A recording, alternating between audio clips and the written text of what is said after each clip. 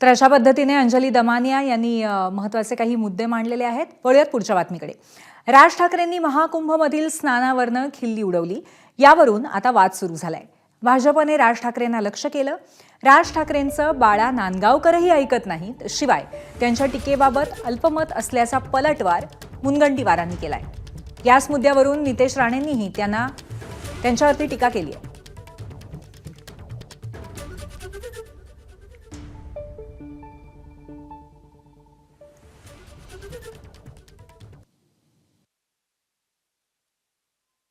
काही नाही, नांदगावकर साहेबही त्यांचं ऐकत नाही या बाबतीत असं दिसतंय।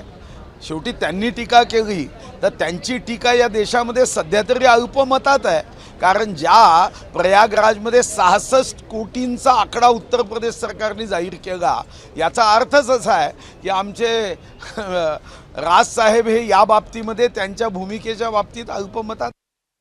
तो आमच्या आस्थेचा आणि श्रद्धेचा विषय आहे। मी स्वतः माझ्या आईबरोबर महाकुंभला जाऊन आलेलो आहे, गंगा स्नान केलेले आहे। मला तर आजपर्यंत एक साधी खाज पण आली नाही माझ्याबरोबर गेल्या लोकांना कुठल्याही पद्धतीचा त्रास झालेला आहे।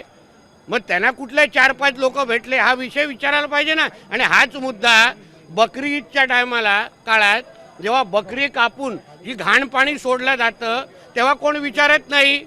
आता ह्या रमजानच्या नावाने आता मोहम्मद अली रोड आणि या भागात जाऊन बघा, रात्री काय धिंगाणा टाकला जातोय, सगळ्या खाऊन पिऊन घाण खालती टाकतात, तेव्हा कोण विचारत नाही।